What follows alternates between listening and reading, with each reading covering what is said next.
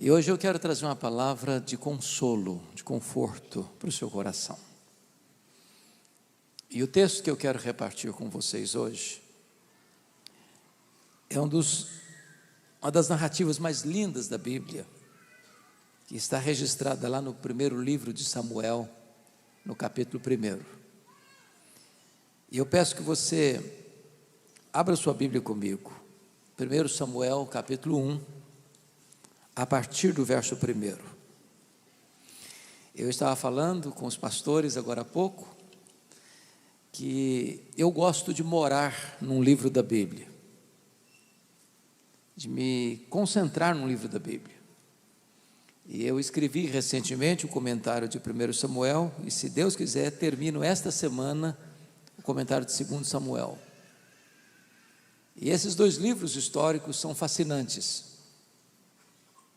porque retratam a história de 3 homens: Samuel, Saul e Davi. E esse texto é uma espécie de transição de um período muito turbulento, período que demorou 330 anos, o período dos juízes, onde havia uma oscilação, uma gangorra espiritual muito grande, de altos e baixos. E esse texto vai introduzir-nos um homem que vai ungir os 2 próximos reis de Israel, Saul e Davi, que vai trazer a nação apóstata para a presença de Deus. E aqui está a história de como esse homem nasceu. Então, acompanhe comigo essa leitura a partir do verso 1, 1 Samuel, capítulo 1.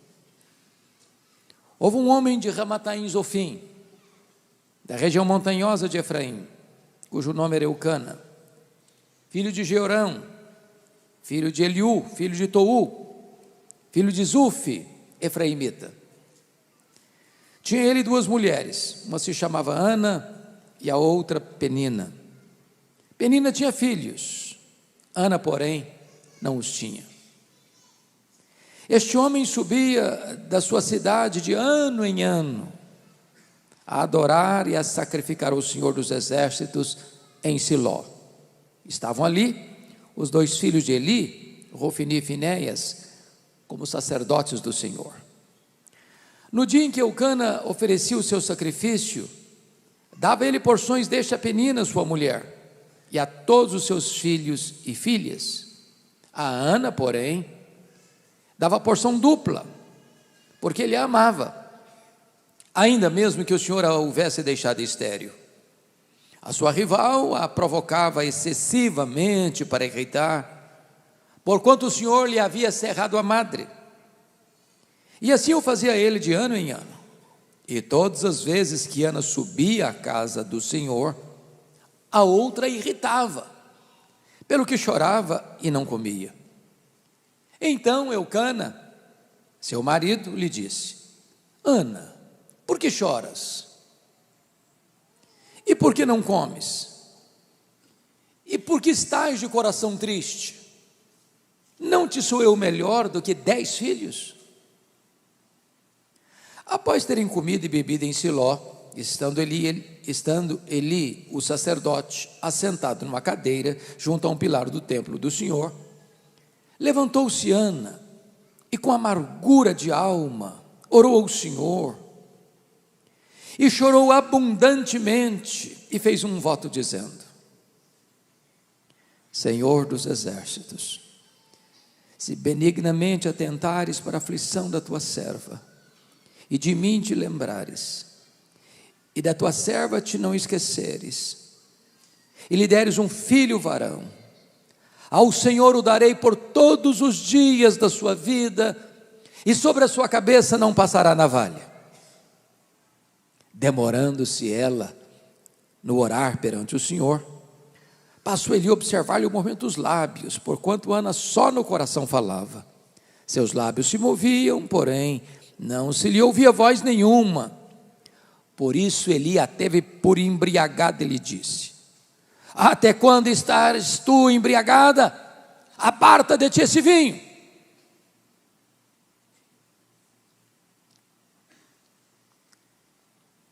Mas diz a Escritura que ela respondeu: não, Senhor meu, eu sou mulher atribulada de espírito, não bebi nem vinho nem bebida forte, porém venho derramando a minha alma perante o Senhor. Não tenhas, pois, a tua serva por filha de Belial, porque pelo excesso da minha ansiedade e da minha aflição é que tenho falado até agora. Então respondeu ele: vai-te em paz, e o Deus de Israel te conceda a petição que lhe fizeste. E disse ela: acha a tua serva mercê diante de ti. Assim a mulher se foi seu caminho e comeu, e o seu semblante já não era mais triste. Levantaram-se de madrugada e adoraram perante o Senhor, e voltaram e chegaram à sua casa a Ramá. Eucana coabitou com Ana, sua mulher, e lembrando-se dela o Senhor, ela concebeu. E passado o devido tempo, teve um filho, a que chamou Samuel, pois dizia: do Senhor o pedi. Verso 26. Disse Ana a Eli: ah, meu Senhor, tão certo como vives, eu sou aquela mulher que aqui esteve contigo orando ao Senhor. Por este menino orava eu, e o Senhor me concedeu a petição que eu lhe fizera, pelo que também eu trago como devolvida ao Senhor por todos os dias que viver, pois do Senhor o pedi. E eles adoraram ali o Senhor. Amém. Bom, eu quero conversar com vocês sobre o seguinte tema: não desista de seus sonhos. Era o ano de 1952 na Nova Zelândia. Um grande esportista daquele país, Edmund Hillary, nutriu no seu coração um sonho inédito, audacioso, o sonho de escalar a montanha mais alta do planeta, o sonho de chegar no topo do Pico Everest com mais de 8.800 metros de altitude. Edmund Hillary preparou-se para aquela grande empreitada da sua vida, mas quando partiu para realizar o seu sonho, ele fracassou, não conseguiu chegar. Tempos depois, ele foi convidado para dar uma palestra em Londres, na Inglaterra, e quando ele entrou no auditório, propositadamente percebeu que eles haviam colocado uma grande gravura do Monte Everest na parede. Ele olhou para a gravura, abaixou a cabeça, cabisbaixo dirigiu-se à plataforma. Quando passaram-lhe a palavra, por um momento, ele esqueceu o auditório e voltou-se para a gravura e disse: Monte Everest, da primeira vez tu me derrotaste, tu não podes crescer mais, mas eu ainda estou crescendo. Da próxima vez, eu te vencerei. 6 meses depois, Edmund Hillary era o primeiro homem na história da humanidade a chegar no topo do Pico Everest, deixando para nós um legado: não desista de seus sonhos. Eu sei que todos vocês têm sonhos, todos nós os temos. Quem não sonha não vive. Quem desistiu de sonhar, desistiu de viver. Mas é provável que nesta noite haja alguém aqui que tenha perdido os seus sonhos mais bonitos pelas estradas da vida. Talvez haja entre nós aqui alguém que viu os seus sonhos mais lindos se transformando em pesadelos. Quem sabe até mesmo haja entre nós quem enterrou os seus sonhos e colocou no túmulo de seus sonhos uma lápide: aqui jaz os meus sonhos.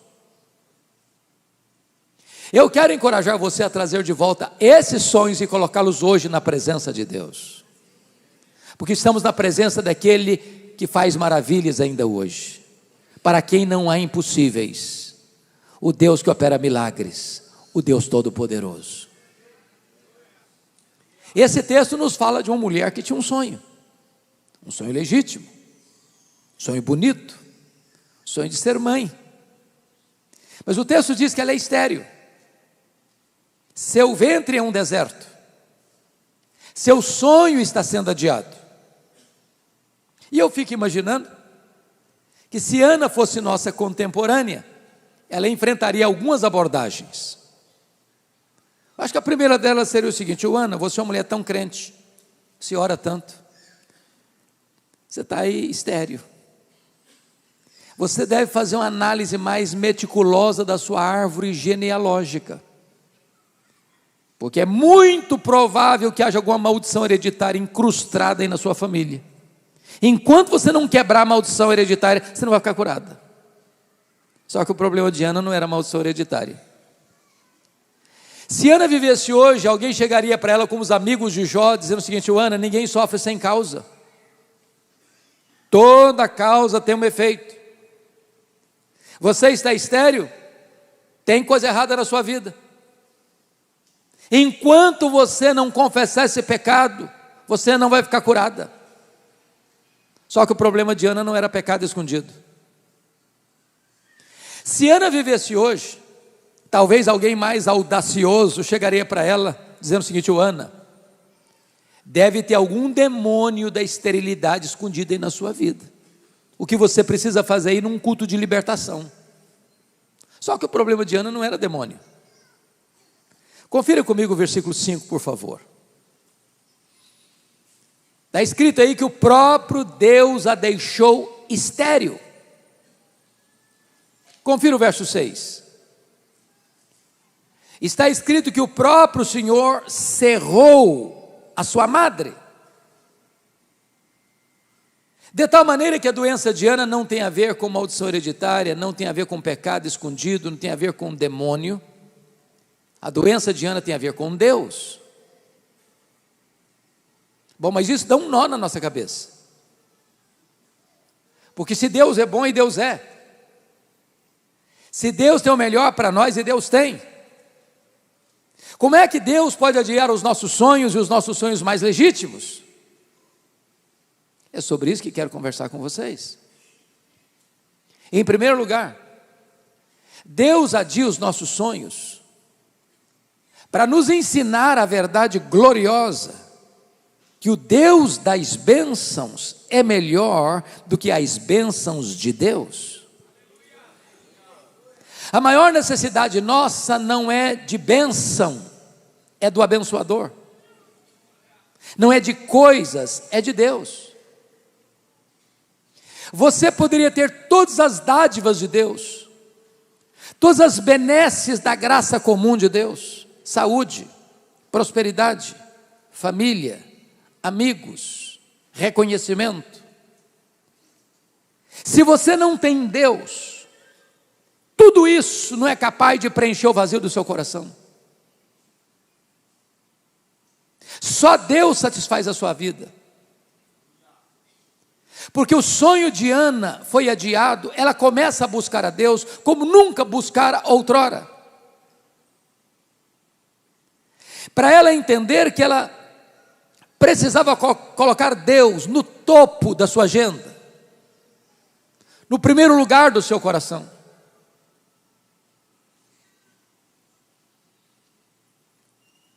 Meus amados irmãos, aqui está para mim algo muito importante, porque nós vivemos numa geração que infelizmente está deslocando o eixo do evangelho, do teocentrismo, de Deus no centro, para o antropocentrismo, o homem no centro.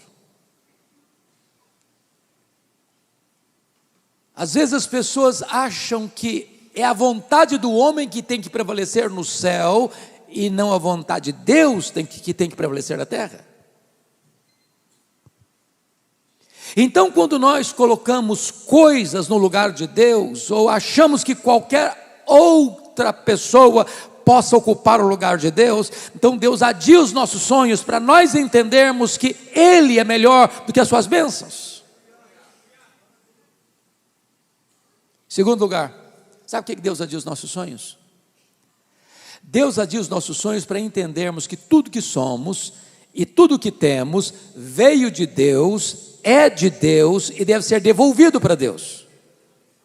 Olha o que Ana disse para Eli: por este menino orava eu, pelo que eu trago como devolvida ao Senhor por todos os dias da sua vida.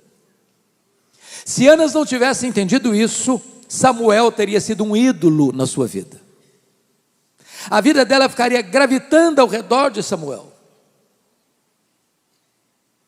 Há um grande risco, irmãos, de nós pedirmos uma bênção a Deus, e Deus é o abençoador, e de repente nós substituirmos Deus pela dádiva de Deus, o abençoador pela bênção, e transformamos a bênção recebida num ídolo.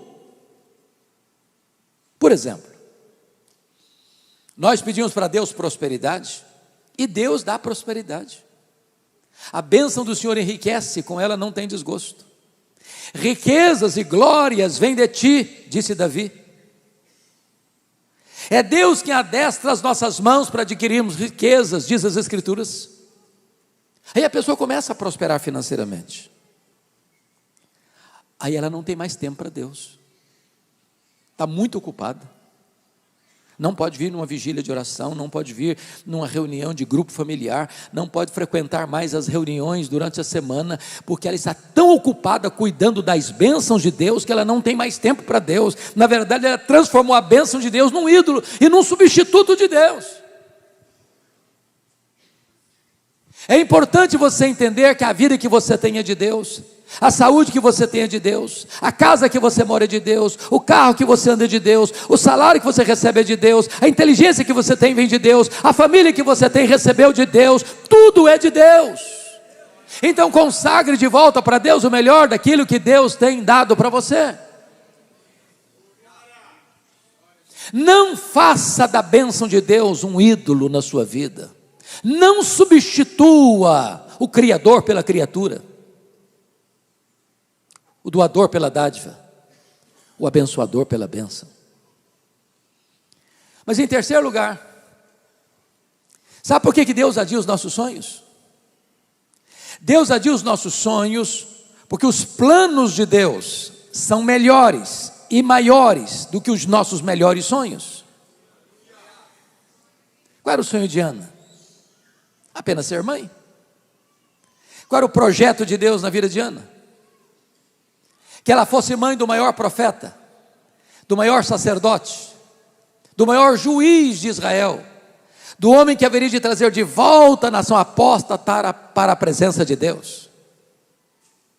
Às vezes você pede algo para Deus e Deus indefere o seu pedido, dizendo: meu filho, eu não vou atender você, você está pedindo pouco demais, seu plano é pequeno demais, seu projeto é miúdo demais, eu tenho coisa maior, eu tenho coisa melhor para você. A Bíblia diz que os pensamentos de Deus são mais altos que os nossos pensamentos, os caminhos de Deus são mais elevados que os nossos caminhos. Quando você suplica algo e não é atendido, saiba disso, Deus não está longe, Deus não está indiferente, Deus está trabalhando para aqueles que nele esperam, porque não há Deus como o nosso, que trabalha para aqueles que nele confiam. Eu fico imaginando José do Egito, estava preso, ele era inocente, ele rogou ao copeiro do faraó para lembrar-se dele, e o copeiro do faraó esqueceu-se dele, e ele ficou mais 2 anos mofando na cadeia. E a pergunta é: por que Deus deixa um filho seu inocente numa prisão imunda? Se José tivesse saído da prisão quando ele queria sair da prisão, o máximo que ele teria sido era um bom lavador de copos no palácio de faraó. Naqueles 2 anos, Deus estava construindo a rampa do palácio para ele sair da cadeia e ser governador do Egito. Os planos de Deus são mais altos do que os nossos planos, o pensamento de Deus é melhor do que os nossos melhores sonhos. O Senhor nos ensinou a orar, e nos ensinou a orar assim: pedi e dar-se-vos-á, buscai e achareis, batei e abrir-se-vos-á, porque todo o que pede, recebe, todo o que busca, encontra, todo o que bate, abrir-se-lhe-á. Isso é o que ele ensinou. Às vezes nós entendemos o contrário. Às vezes nós entendemos assim: todo o que pede, recebe o que pede. Não, isso não está na Bíblia. Não está na Bíblia. O que está na Bíblia é: todo o que pede, recebe. Ai de nós, se estivesse na Bíblia assim: todo o que pede, recebe o que pede. Nós estaríamos arruinados. Sabe por quê? Diz a Bíblia que nós não sabemos orar como convém. Às vezes nós pedimos para Deus uma pedra, pensando que estamos pedindo um pão. Às vezes nós pedimos para Deus uma cobra, pensando que estamos pedindo um peixe. Às vezes nós pedimos para Deus um escorpião, pensando que estamos pedindo um ovo. Às vezes pedimos para Deus que vai nos destruir, pensando que estamos pedindo que vai nos dar vida. Deus ama tanto você, Deus gosta tanto de você, Deus se importa tanto com você, que Ele não atende todas as suas orações. Sabe por quê? Porque os planos de Deus são melhores do que os nossos sonhos. A vontade de Deus é boa, é agradável e é perfeita. Mas em quarto lugar, sabe por que Deus adia os nossos sonhos? Deus adia os nossos sonhos porque Ele é Deus, livre e soberano, que faz todas as coisas conforme o conselho da sua vontade. Confira comigo, por favor, no capítulo 2, versos 6 a 8, no Cântico de Ana.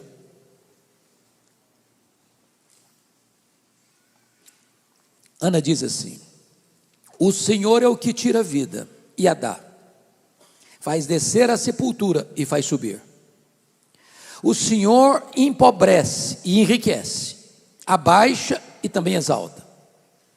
Levanta um pobre do pó e desde o monturo exalta o necessitado, para o fazer assentar-se entre príncipes, para o fazer herdar o trono de glória, porque do Senhor são as colunas da terra e assentou sobre elas o mundo. Às vezes eu vejo gente que em nome de uma fé robusta, beiram a blasfêmia, quando chegam para Deus, petulantemente, e dizem assim: Deus, eu exijo, eu ordeno, eu proíbo, eu decreto, e ai de Deus se não atender. Até parecem que essas pessoas estão assentadas num alto e sublime trono, e Deus está no escabelo de seus pés. Que tolice! Que tolice! Deus está sentado no trono. Ele faz todas as coisas conforme o conselho da sua vontade. Ele é livre, Ele é soberano. Ele não precisa pedir licença nem a você nem a mim para agir. Ninguém pode botar Deus contra a parede. Deus não se sente acuado, pressionado.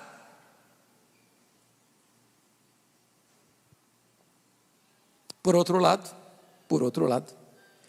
quando Deus age, ninguém pode impedir a sua mão de fazê-lo. Alguns, do alto da sua sapiência teológica, tolamente dizem assim: Deus fez, mas não faz mais. O tempo dos milagres foi lá no passado. Não, a Bíblia nos diz que Jesus é o mesmo ontem, é o mesmo hoje e o mesmo para sempre.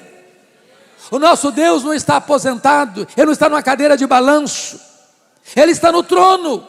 Ele é Deus, Ele é soberano, Ele levanta reis, Ele abate reis, Ele levanta reinos, Ele abate reinos, Ele dá a vida, Ele tira a vida, Ele empobrece, Ele enriquece, Ele pega o pobre do monturo e o faz assentar-se entre príncipes. Ele é Deus.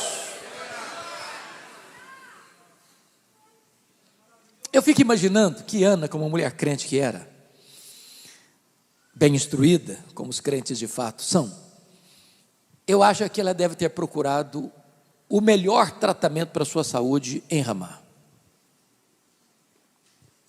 Eu acho até mesmo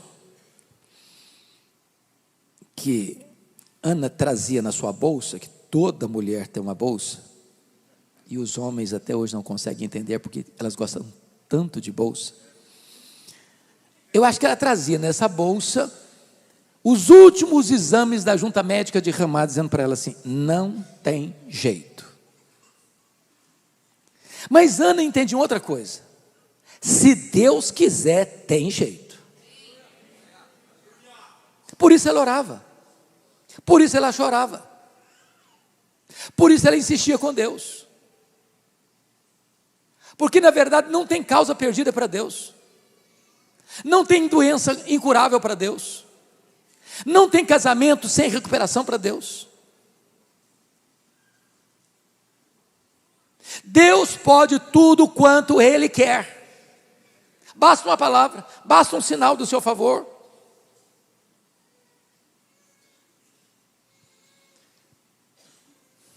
Eu estava, pastor, há alguns anos em Vitória, e fui fazer uma visita no hospital militar. Quando eu chego, tinham 3 pessoas na porta do hospital. E quando eu me aproximo, percebo que eram da minha cidade, lá do interior do Espírito Santo.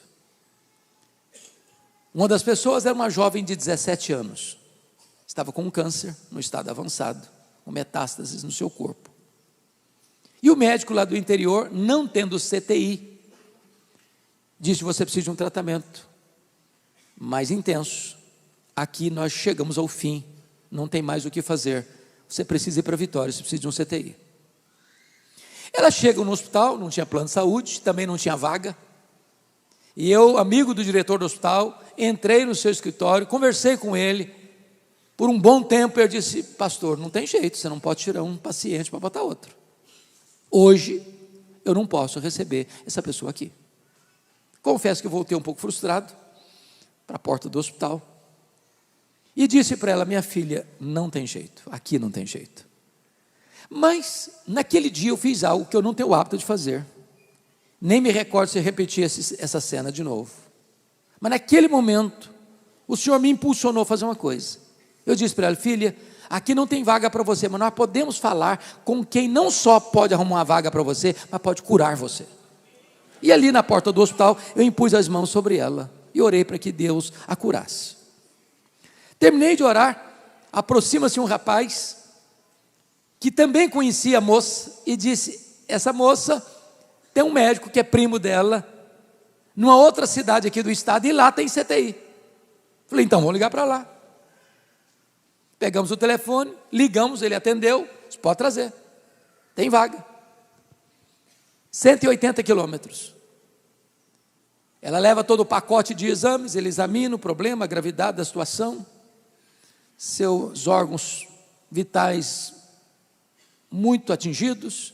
Ele bota a menina numa maca, começa a palpar o seu ventre, achou um pouco estranho, submeteu-a aos mais rigorosos exames, não tinha mais nada no seu corpo.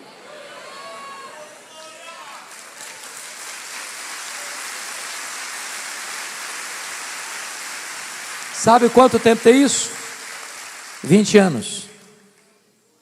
Agora em dezembro, eu estava pregando na minha cidade, e aproxima-se uma mulher de seus 37 anos, e me faz a pergunta mais difícil a ser feita por um pastor. Por favor, não faça essa pergunta a um pastor. Você se lembra de mim? Eu olhei para ela, aqui um casal perguntou se eu lembrava. Claro, o ano passado foram comigo para a viagem para Israel, lembradíssimo. Mas eu olhei para minha filha: você me perdoe, eu não estou lembrado não. Ela me disse: eu sou aquela moça que tinha 17 anos, o senhor orou por mim na porta do hospital.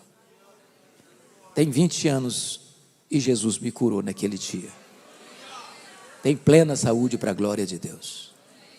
Sabe o que eu quero dizer com isso? Quando Deus quer, tem jeito. Não desista de seu sonho. É claro que eu não estou dizendo que todas as pessoas pelas quais eu vou orar, que Deus vai curar. Não estou dizendo isso. O que eu estou dizendo para você é que se Deus quiser, tem jeito. Então não desista. Não desista. Mas toda pessoa que tem sonhos precisa ter cuidado. Aqui é o segundo ponto da minha mensagem. Porque existem assassinos de sonhos por aí. E Ana teve que lidar com 3 assassinos de sonhos. A primeira pessoa que quis matar os sonhos de Ana foi a sua rival Penina. Penina irritava Ana. Era um vinagre nas feridas de Ana. Sobretudo quando Ana subia para a casa de Deus, a Penina irritava de tal maneira a Ana, que ela começava a chorar, perdia o apetite, diríamos nós hoje, entrava em depressão. Eu não sei o que é que Penina dizia para Ana, mas uma coisa eu tenho certeza: Penina não era uma mulher de Deus, porque gente de Deus não vive para infernizar a vida dos outros. Gente de Deus é bálsamo. Mas à luz do versículo 6, eu acho que o que Penina dizia para Ana era o seguinte: ô Ana, você é uma mulher tão crente, você ora tanto, você vai tanto à casa de Deus, está aí doente. Eu não sou crente igual a você, eu não oro igual a você, olha para mim, saúde, cheio de filhos. Se esse negócio de orar funcionasse mesmo, Ana, você não estava nessa não. Você conhece gente assim? Cuidado com essa gente. São assassinos de sonhos. Querem passar para você a ideia de que se você é crente, você não pode ter problema. Se você é crente, você não pode ficar doente. Se você é crente, você não pode ficar desempregado. Não, Jesus nunca prometeu nem para você, nem para mim, que nós não teríamos aflições no mundo. O que Ele prometeu é estar conosco todos os dias até a consumação dos séculos.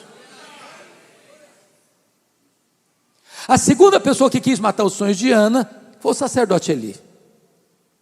Está escrito que todo ano, Ana subia para Siló. Lá estava Eli, lá estava Rofini, lá estava Finéias. Não consta o narrador bíblico que em nenhuma dessas idas, nem Eli, nem Rofini, nem Finéias, olhasse para Ana, falasse com Ana, orasse por Ana, chorasse com Ana. Mas agora Ana está orando, derramando a sua alma, e Eli olha para ela e assaca contra ela um libelo acusatório, chamando-a de filha de Belial, filha do demônio, bêbada, embriagada dentro da igreja. Eu acho até mesmo que se Ana fosse presbiteriana, ou membro da Abba Pai Church de Criciúma, eu acho que ela ia sair da igreja. Eu acho que até faria um pouco mais, ia fazer uma campanha para tirar o pastor Eli da igreja. Por muito menos as pessoas fazem isso hoje. Mas Ana era uma mulher crente, madura. Porque você conhece crente cristal, hipersensível, se melindra por qualquer coisinha? Ana não era assim não. Ela disse: não, meu senhor, estou bêbada não, eu estou derramando a minha alma perante o Senhor. Não tenhas, pois, a tua serva por filha de Belial. Não deixe que os seus sonhos sejam roubados de você, nem mesmo dentro da igreja. A terceira pessoa que quis matar os sonhos de Ana, pasmem vocês, foi o seu marido, o Eucana. Eucana era um maridão, é verdade, presente, amoroso, provedor. Ele só tinha um problema: cabeça dura demais. Ele não acreditava em milagres, porque ele conhecia a história da redenção. Ele sabia como Deus havia curado Sara, como Deus havia curado Rebeca, como Deus havia curado Raquel. Ele via sua mulher orando e orando e orando e orando e chorando e chorando e chorando. Não consta o narrador bíblico que em momento algum o Eucana dissesse assim para Ana: Ana, eu vejo você nessa luta, minha filha, conta comigo, eu vou orar com você, eu vou orar por você. Quem sabe Deus opere um milagre também na sua vida. O narrador bíblico não diz que ele fez isso em momento algum. Entretanto, o narrador bíblico diz no versículo 8, que o Eucana chamou a Ana para uma conversa. Aquela conversa que marido e mulher têm com a porta do quarto trancada. Eu acho que foi mais ou menos o seguinte a conversa. Ô Ana, vem cá, filha, eu preciso bater um papo com você. Não dá mais, né, Ana? Ah, não, você está exagerando. Ih, meu Deus do céu, está virando uma obsessão esse negócio para você. Você está doente, filha. Para com isso. Para com isso. Você não está vivendo, mulher. Você não sabe que a junta médica de Ramá já deu o diagnóstico que não tem cura. Para que você insiste? Numa causa perdida. Larga a mão desse sonho seu. Ô Ana, aliás, você não está nem curtindo o maridão que você tem. Olha para mim, filha. Eu sou melhor que 10 filhos para você. Se fosse hoje, eu diria, ô Ana, pensa em mim, liga para mim, chore por mim, não chore por ele, Ana. Cuidado que os assassinos de sonhos estão mais perto de você do que você imagina. Não desista de seus sonhos. Mas a terceira e última parte da mensagem que eu gostaria de partilhar com vocês é o que fazer quando os nossos sonhos estão sendo adiados. E a primeira coisa que Ana fez foi continuar crendo, continuar esperando, continuar orando, continuar chorando, buscando a realização do seu sonho. Às vezes, meus irmãos, a gente desiste cedo demais. Eu acho que muitos casamentos que acabaram, faltou um pouquinho mais de paciência, um pouquinho mais de oração. Para não. Não joga a toalha não. Não desista não. Persevere um pouco mais. Chore um pouco mais. Jejue um pouco mais. Ore um pouco mais. Creia mais.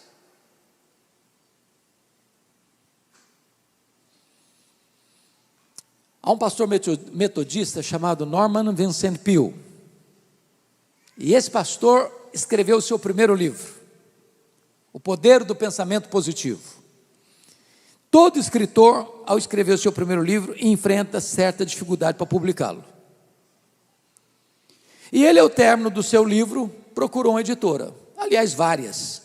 Todas bateram a porta na cara deles. Não tem interesse, não tem interesse, não tem interesse, não tem interesse. Ele ficou muito frustrado, voltou para casa, pegou os rascunhos do livro, jogou no lixo e disse: no lixo vão ficar os meus sonhos de escritor. Dona Ruth, sua mulher, mais crente e mais otimista do que ele, como via de regra as mulheres são, disse assim: eu creio no seu sonho, vou lutar por ele. Pegou os rascunhos do lixo, bateu em outras editoras. Resultado, uma editora se interessou pelo livro. Esse livro já vendeu mais de 40 milhões de exemplares. Um dos maiores best-sellers da literatura de todos os tempos. Estavam no lixo. Não desista de seus sonhos. Eu sempre gostei muito de política. E uma das personagens que mais me impressionam na política americana, por exemplo, foi Franklin Delano Roosevelt. Estudou em Columbia, estudou em Harvard, entrou na política, carreira brilhante. O sonho dele, entretanto, era ser presidente dos Estados Unidos da América. Porém, com 39 anos de idade, ele sofreu poliomielite e foi para uma cadeira de rodas paraplégico. Alguém se aproxima dele e disse: Franklin Delano Roosevelt, você jamais será presidente dos Estados Unidos numa cadeira de rodas. E ele respondeu: eu jamais vou desistir. Foi o único homem até hoje na história americana que foi eleito e reeleito presidente dos Estados Unidos da América 4 vezes consecutivamente numa cadeira de rodas. Não desista de seus sonhos. Segundo ponto, o que fazer quando os nossos sonhos estão sendo adiados? Você deve crer nas promessas da palavra de Deus. Veja comigo o versículo 17. Porque se Eli falara para Ana uma tolice, essa tolice Ana não hospedou no seu coração.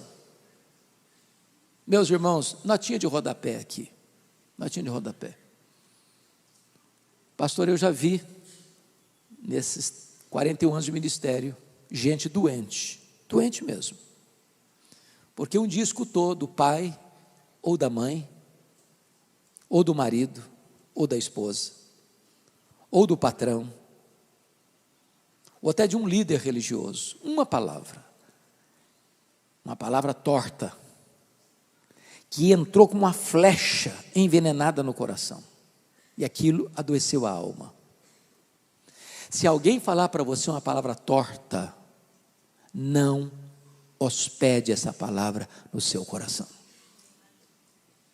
O que é maravilhoso é que Eli abre a boca agora, e é um profeta de Deus, quando diz para Ana assim: vai em paz para a tua casa, e o Deus de Israel te conceda a petição que lhe fizeste. Essa palavra é boa, essa palavra Ana acolheu no coração, essa palavra trouxe cura para Ana, essa palavra trouxe restauração para a alma de Ana, porque diz a Bíblia que quando ela sai de Siló, há um brilho no seu rosto, a tristeza foi embora, a depressão foi embora, a alegria foi estampada na sua face. Mas diz o texto que ela desce para Ramá, ela coabita com seu marido, Deus se lembrou dela, ela concebeu, deu à luz a um filho, a quem pôs o nome de Samuel. Em outras palavras, lá em Siló Deus curou a sua alma, lá em Ramá Deus curou o seu ventre. Lá em Siló Deus a curou emocionalmente, lá em Ramá Deus a curou fisicamente. Lá em Siló ela tomou posse da promessa, lá em Ramá o milagre se historificou na sua vida. Você quer a vitória na sua vida, irmão? Pare de escutar os arautos do caos. Pare de escutar os embaixadores da incredulidade. Pare de escutar os pregoeiros da incredulidade. Você quer vitória na sua vida? Abra a sua Bíblia, leia a sua Bíblia, conheça as promessas de Deus, viva as promessas de Deus, creia nas promessas de Deus, aproprie-se das promessas de Deus, porque promessa de Deus e realidade são a mesma coisa. Deus é avalista da sua palavra, nenhuma das promessas de Deus cai por terra, Ele vela pela sua palavra em a cumprir. O que fazer quando os nossos sonhos estão sendo adiados? Terceiro lugar, você deve voltar às trincheiras da luta.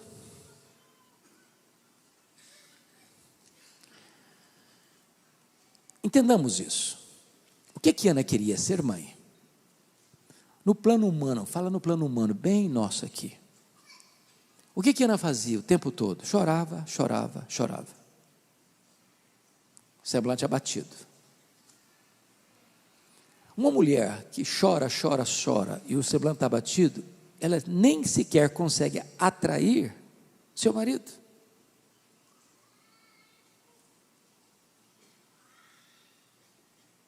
Estou certo ou isso não é certo? É por aí? É. Agora notem. Diz o texto que o semblante novo, cheio de brilho, ela voltou para casa, coabitou com o marido. E diz o texto que Deus se lembrou dela. Não é que Deus havia se esquecido dela, não. Quando a Bíblia diz que Deus se lembrou dela, é no sentido de que Deus fez um milagre na vida dela. Deus abriu o ventre dela. Porque foi Deus quem fechou, é Deus quem abre. E aqui, meus irmãos, tem uma verdade que para mim é muito consoladora, mas ela tem que sair do papel para a realidade da vida, que é a doutrina da soberania de Deus. Sabe o que significa isso? Deus não é pego de surpresa. Deus não é surpreendido. Deus não faz rascunho nos seus planos. Deus não precisa atualizar os seus projetos. A palavra de Deus não precisa ser atualizada nem ressignificada. Sabe o que significa isso na prática? Não tem sorte, não tem azar, não tem coincidência, não tem determinismo cego. Não tem misticismo, não tem sincretismo, não tem olho gordo, não tem macumba para crente. Nada acontece com você sem que Deus saiba, sem que Deus permita, sem que Deus tenha um propósito. Deus conhece cada fio de cabelo da sua cabeça, Deus conhece cada célula do seu corpo. Então a sua vida está nas mãos de Deus. Isso significa, volte então a viver, volte a cantar, volte a sorrir, volte a esperar, volte a crer, volte a confiar.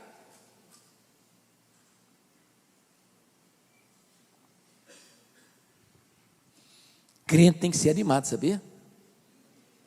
Animado. Não combina crente abatido, não. Há um autor que eu gosto de ler, muito embora não seja evangélico. Og Mandino. Se você nunca leu O Maior Vendedor do Mundo, que é um livretinho, vale a pena ler. Vale a pena.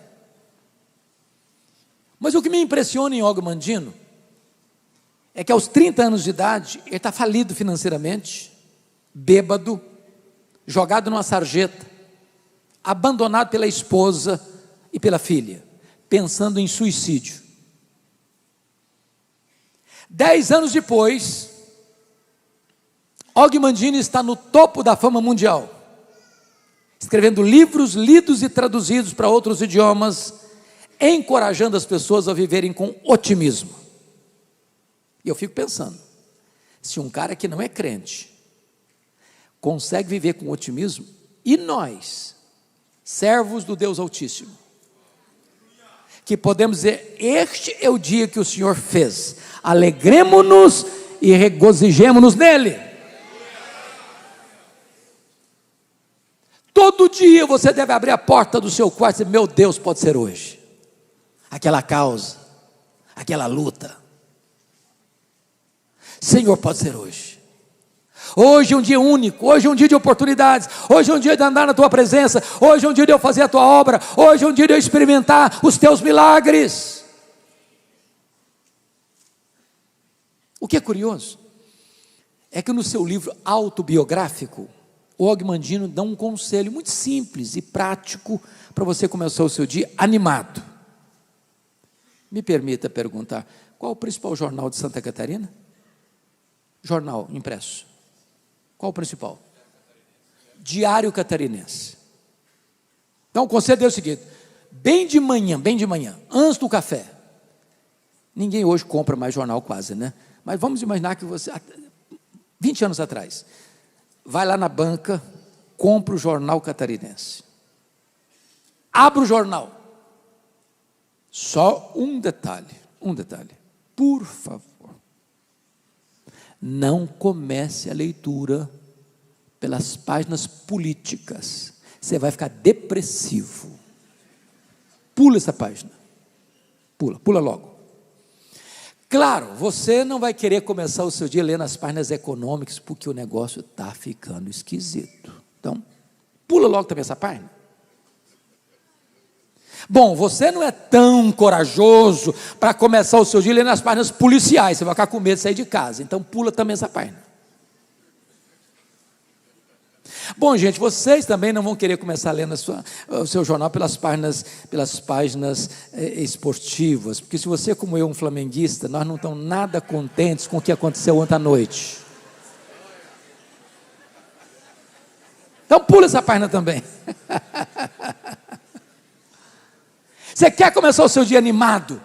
Faz o seguinte, comece pela página do obituário, a lista das pessoas que morreram. Só um detalhe, você tem que ler tudo. Tudo.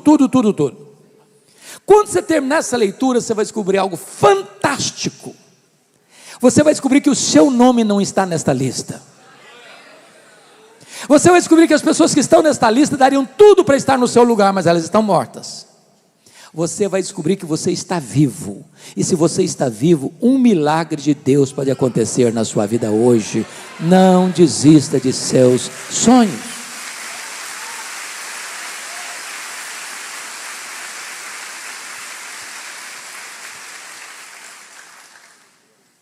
Querido pastor, esse sermão tem um sabor especial para mim, porque eu sou fruto de um sonho.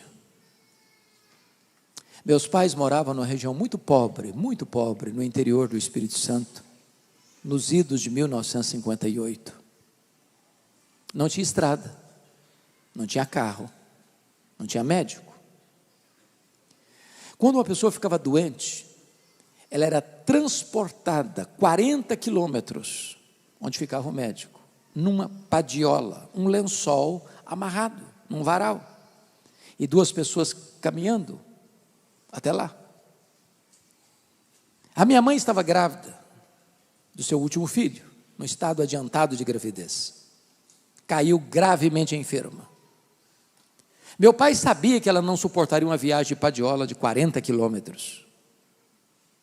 Mandou chamar o médico. Bondosamente ele veio. A examinou e disse: essa mulher vai morrer.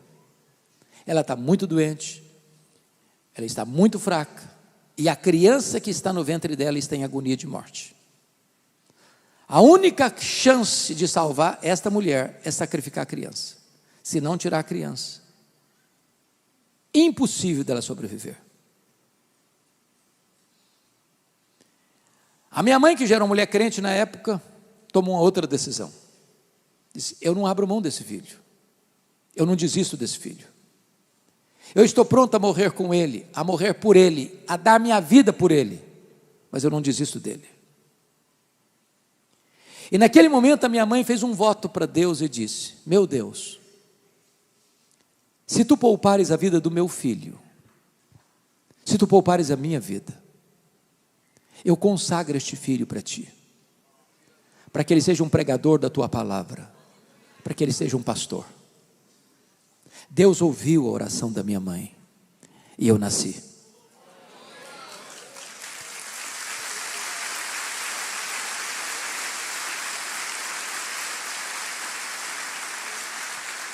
Nasci na roça.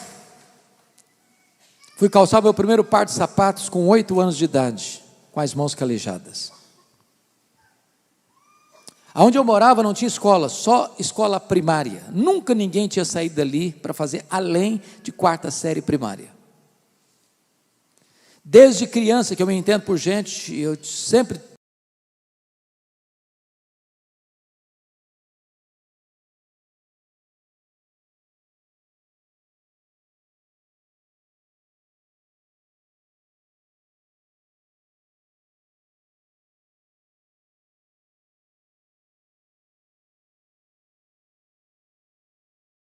me alfabetizou por providência divina, estava se mudando para a capital do estado.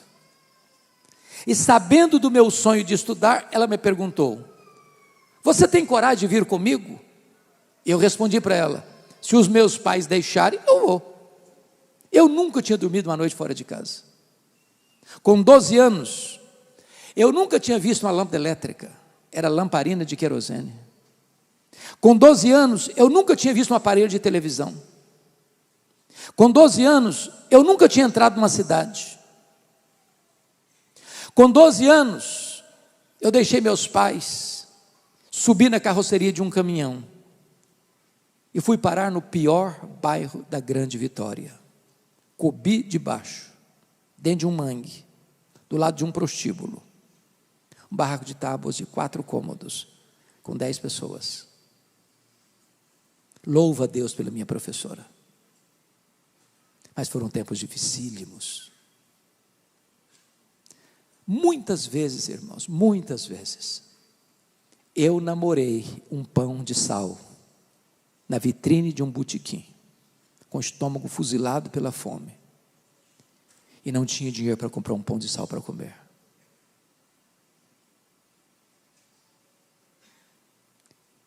Às vezes eu chorava de fome, mas eu tinha um sonho e queria lutar por ele. Eu queria estudar. Pasmem vocês, o meu sonho de criança, até de juventude, era ser político e advogado. Eu não perdi um comício por nada. Os comícios eram feitos nas ruas, nas praças, nos palanques. Enquanto o último orador não descia do palanque, apagava as luzes, eu não ia embora. Exatamente no dia que eu fiz 18 anos, eu tirei meu título e me filiei num partido. Eu tinha sonhos.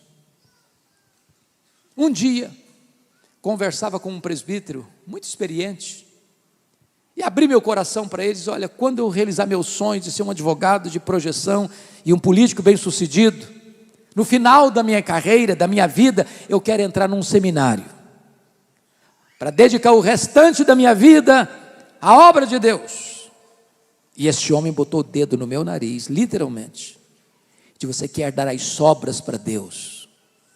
Deus quer você hoje, agora, com a sua juventude, com a sua inteligência. Aquela palavra entrou no meu coração igual uma flecha, e eu saí dali 1000% convencido que naquele momento Deus me chamava para o ministério. A minha mãe, analfabeta, nunca teve o privilégio de sentar num banco de escola, mas sábia.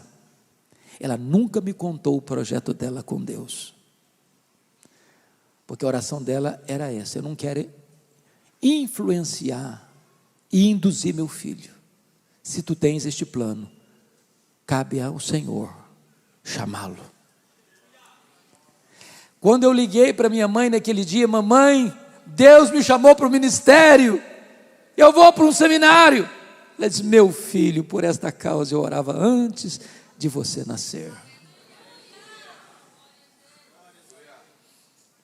A minha mãe, sendo analfabeta, um dia ela saiu chorando de casa, porque ela amava ler a Bíblia, ou melhor dizendo, ouvir a Bíblia, mas não sabia ler.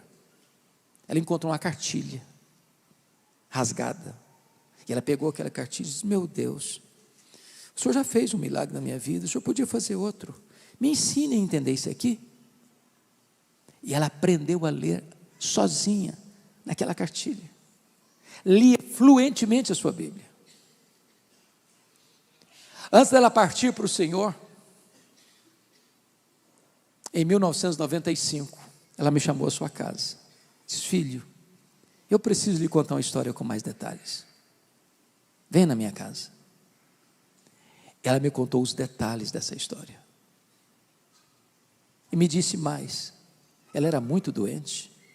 Disse: filho, nesses anos todos, nunca eu deixei de me levantar da minha cama de madrugada, dobrar os meus joelhos e pedir para Deus levantar você, para Deus capacitar você, para Deus ungir você. E eu chorei muito com ela. Eu a abracei e disse: mamãe, a senhora está me ensinando as lições mais importantes da minha vida. A senhora está me ensinando que um filho nunca é pobre se tem uma mãe que ora por ele. A senhora está me ensinando que o importante não são os meus planos, mas o projeto de Deus na minha vida. Até agora, no sermão, eu disse para você: não desista de seus sonhos. Mas na contramão disso, vou lhe dizer: desista de seus sonhos, se preciso for, mas jamais abra mão do plano de Deus na sua vida.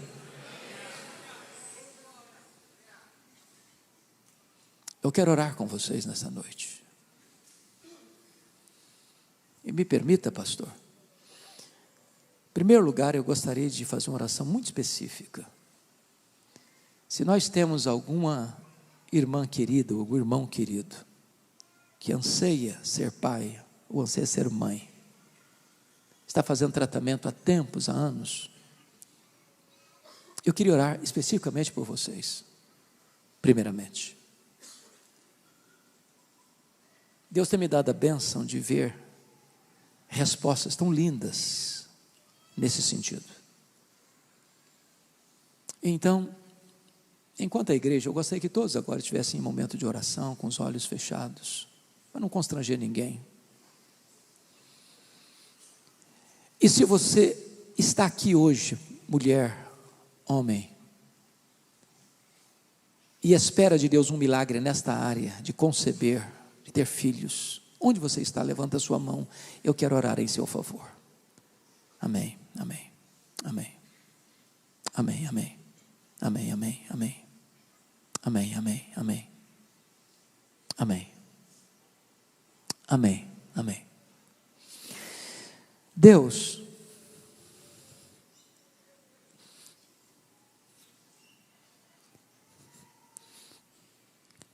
o Senhor nunca mudou. O Senhor é o mesmo ontem, hoje, para sempre o mesmo. Tu és o Deus de Ana,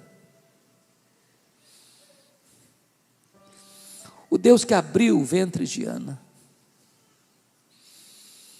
Aqui tem mulheres, aqui tem homens, que creem que tu podes fazer o mesmo nesta noite. Nós não estamos diante de um ídolo, nós estamos diante do Deus vivo, todo-poderoso. Para quem não tem causa perdida, não tem doença incurável, não tem problema insolúvel, basta uma palavra tua, Senhor. E aquilo que a medicina não consegue resolver, tu podes fazer nesta noite, para a glória do teu nome. Manifesta o teu poder, Senhor. Dá-nos um sinal do teu favor nesta noite. Glorifica o nome do teu santo servo Jesus nesta noite. Traz cura, traz esperança, traz alegria, muda o futuro, Senhor. Nós oramos assim em nome de Jesus. Aleluia. Amém. Mas eu queria agora orar por outra razão.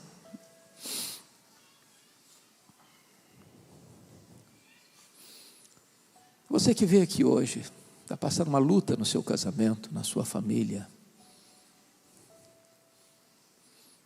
Você que tem sofrido, chorado às madrugadas, pensado até em desistir. Deus está aqui hoje. Ele pode restaurar. Ele pode pegar os cacos, fazer um vaso novo. Dar perdão, dar restauração, dar recomeço. Enquanto a igreja está com os olhos fechados em oração, se você anseia uma visitação de Deus no seu coração, no seu casamento, na vida de seus filhos, da sua família, levante uma das suas mãos, eu quero orar por vocês nessa noite. Bendito seja Deus, bendito seja Deus, bendito seja Deus, bendito seja Deus, bendito seja Deus, bendito seja Deus, bendito seja Deus, bendito seja Deus, aleluia.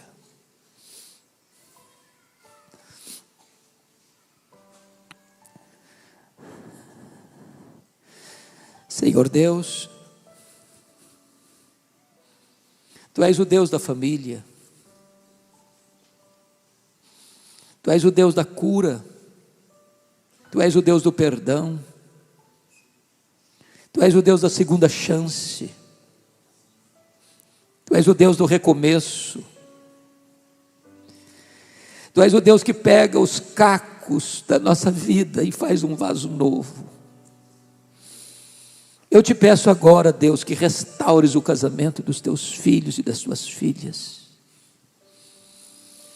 Se algum pai, se alguma mãe está sofrendo por causa dos filhos, converta o coração dos filhos aos pais, o coração dos pais aos filhos. Manifesta nesta noite o teu poder, Senhor. Que os céus desçam na terra, que milagres de cura e restauração de relacionamentos ocorram nesta noite, para a glória do teu nome. Como um dia Davi disse para Abigail: vai em paz, desce em paz para a tua casa, que os teus filhos e as tuas filhas voltem em paz para casa hoje. Nós te adoramos, Senhor, nós te adoramos, porque tu fizeste, tu fazes, tu hás de fazer sempre, porque só tu és Deus. Aleluia. Em nome de Jesus. Amém. Mas me permita, último lugar. A igreja está em oração e eu gostaria de saber, não hoje aqui, se tem alguém que foi criado no Evangelho, por uma razão ou outra, você se afastou, e você está aqui, você quer voltar para os braços do Senhor nessa noite. Enquanto a igreja está em oração, eu queria que você levantasse uma das suas mãos, se você quer voltar-se para o Senhor hoje, se reconciliar com Ele hoje, receber o abraço do Pai, o beijo do Pai, a festa do Pai nesta noite. Enquanto a igreja ora, se você quer isso, levante a sua mão onde você está, eu quero também orar por você. Louvado seja Deus. Mais alguém levanta a sua mão, eu quero orar por você. Mas louvado seja Deus. Mais alguém? Mais alguém? Mais alguém? Louvado seja Deus. Louvado seja Deus. Mais alguém? Louvado seja Deus. Lá atrás, louvado seja Deus.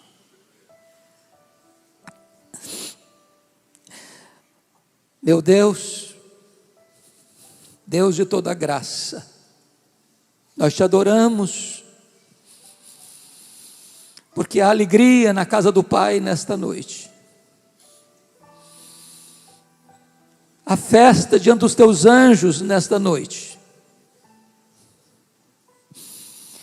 Temos a convicção de que tu estás de braços abertos para acolher, para abraçar, para beijar, para perdoar, para celebrar a volta daqueles que são tão amados por ti. Ah, Senhor, visita a tua igreja nesta noite. Derrama sobre nós a luz do teu rosto.